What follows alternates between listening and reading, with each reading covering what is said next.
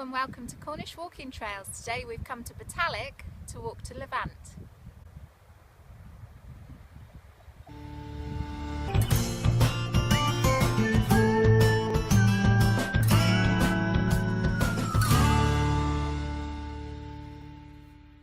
Botallack is approximately 1 mile north of St Justin Penwith, 8 miles or so from Penzance. So today's walk comes from Walks in the Footsteps of Winston Graham's Poldark by Sue Kitto. Walk number 6, Levant and Crown Engine houses at Botallack, actually takes you to Levant from Crown Engine. Our guidebook tells us that in the 2015 Poldark TV series, Wheal Olds and Crown's Engine House double up as Wheal Leisure. I don't know if she's quite right there. I know that they did use Wheal Olds as Wheal Leisure, but I thought they used Crown Engines as Wheal Grambler, which is Francis Poldark's mine. Our first walk instruction, we left the van and walked around the mine workings lit by a frail winter sun. So just out to sea there, and try and show you the Isles of Scilly. Just on the horizon. Generally when you come down here you won't be able to see them. But today is such a beautiful clear day you can actually make them out. There's lots and lots of things to see here. I bet kids have great fun hiding and seeking here. It's always dark. Hello! Get off my land! So the modern headgear at Botallack Mine dates back from 1906 when they had one final attempt at trying to make the mining profitable here. Somebody's tried to carve a rocket in the old cement. So the author makes note that this is actually an arsenic flue here at Botallack. Arsenic was quite lucrative as a byproduct of mining. If you want to see the exact location of Wheal Leisure, there is another video on our channel and that is easy to find. It's Poldark Locations Wheal Leisure. So there's actually an absence of walk instructions when she's talking about the walk in here. The best option is probably to follow the map.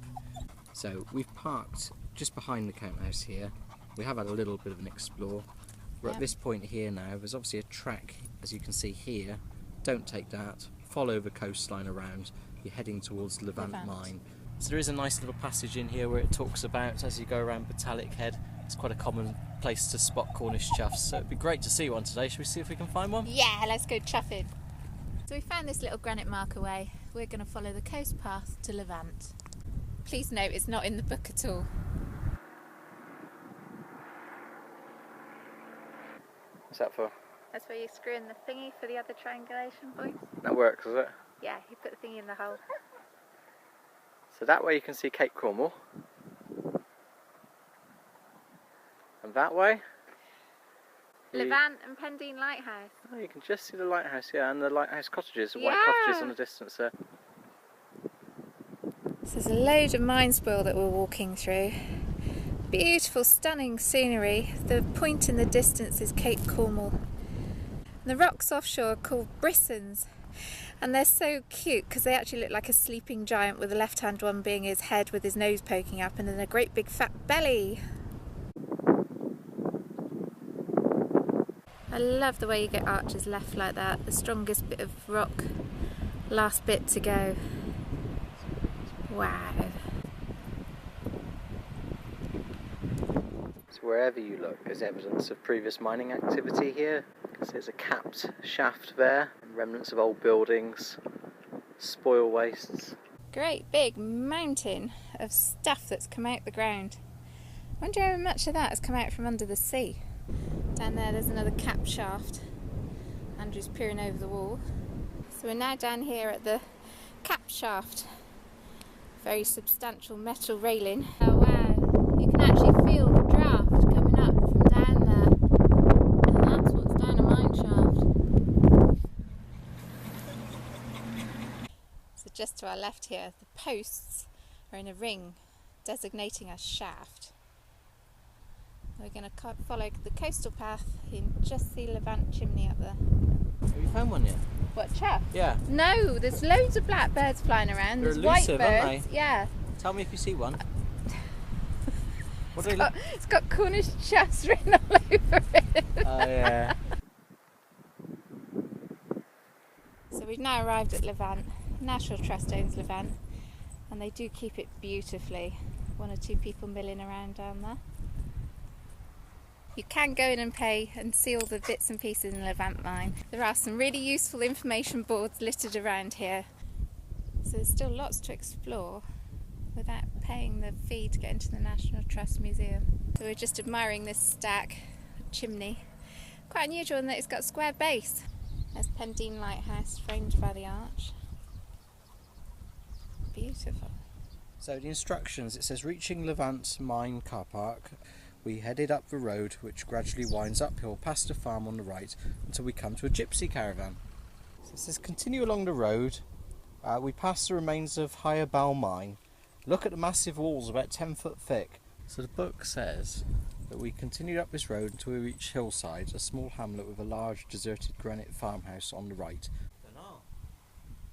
Deserted farmhouse. I reckon it's probably that way. A bench outside. I'd like to have seen a sign for Hillside though. I can't see one. It then says we followed a muddy farm track alongside the house, past a stable with a pretty grey pony inside. So that, I think, is the stable she means, is it? No pony. Here, mate, you seen that grey pony anywhere? He can't talk because he's feeling a bit hoarse. This is not the first walk we've done from Sue Kitto's book, and we have noticed that sometimes our mileage is a bit wrong and sometimes our directions aren't so easy to find in all the text. Today we've even struggled to start the walk, and it might be just that she prefers to write in such an essay style. It makes it very difficult to actually do the walk as a guided walk. So maybe if you're going to do that, just bear it in mind. So the book was obviously written at a different time of year. The path is fine, although puddles are evident. We're aiming for the headgear there. That's where the car is parked. It says continue on this track past a sharp bend, which is here, ignoring the first waymark sign on the left. So I can't even see one. It's here. Oh! Yes, well, oh, that's indicating that style there. So we're ignoring that. And you go around the corner here. And we go down there. Cool. That'll do. So we're heading back over there because that's where our car is. So it's just across fields now by the looks of it.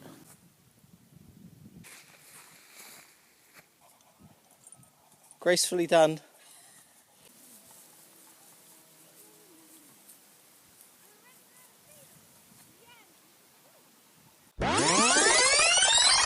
Just referring back to our instructions, we just crossed a stile over there and we've got to a waymark post here. Ignore that, it tells you to go left. She's telling you to go over the field diagonally to the farm. To the farm buildings over there? Yeah. Okay. Okay. So this is a point where we need really clear instructions about where we need to go, and it just says, there we found a waymark sign on the right by a cluster of gorse bushes with a smattering of brilliant yellow flowers. Well, I'm sorry, but that could literally be anywhere. We're lost again.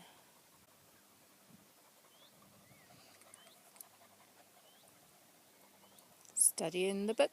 Okay, so she says we climbed over this to arrive at a farm track where we turn left. Left. Well, that would make sense because it should bring us out the top of Botallack, shouldn't it? The farm's there. Yeah. So that's the roof of the count house. That's where we're heading, and the car is parked here by the headgear. Hooray! We're not lost anymore! Hooray! Okay, warning, pest control shooting in this area. Watch out, Andrew, they're after you. Friendly, aren't they? Yeah. So that's the lane that we've just come out, and it skirts around the farmyard for Manor Farm. Botallack Manor Farm. So we're here. Yay! It's back, just says return to the car basically. So this is what the author imagines her romantic image of Nampara to be, isn't it? Well, it does say here, she later found out that this house had been used to portray Nampara in the second original TV series in the 1970s. Oh, right. Just be aware. We're not always aware because we've got our cameras out too much. There's lots of cars and lots of traffic coming up from Levant and also down to the Botallack mines, so just be warned. There's the National Trust tea rooms. Do a lovely coffee. The old count house. Yeah, very nice. So down at the bottom of the cliffs there you've got the famous Crown engine houses. We explored it a little bit more in a previous video with POLDARKS locations where we find real leisure. Check it out. So today's walk comes from Walks in the Footsteps of Winston Graham's Poldark by Sue Kitto. Walk number 6, Levant and Crown engine houses at Botallack, actually takes you to Levant from Crown engine. So you start in Botallack, The car park sign there is wrong, it should be on the other side, it's actually the other side of the count house. Walk down here to the Crown Engines, you can explore wheel leisure as well. Up the coast to Levant and back across the fields, and I think this is probably the section that we got a bit lost in. Come back down past Botallack Manor Farm and back to the car. Obviously we're reviewing the walk instructions and how easy it was to follow. The scenery and everything about Botallack is absolutely beautiful. We don't want to put you off going there. There's actually an absence of walk instructions. There's lots of exits coming out of the mine workings, but she doesn't really then give you a date and point to start the walk from. The car park sign there is wrong, it should be on the other side. On the way back, well, you did see that we got very lost, and also the landmarks, for instance, gorse bushes, electric fences, muddy fields with cows in. They change over time and they're not good enough as landmarks. All things considered, I just don't feel that the walk instructions are adequate. I'm sorry, but I can only score this 3 out of 10.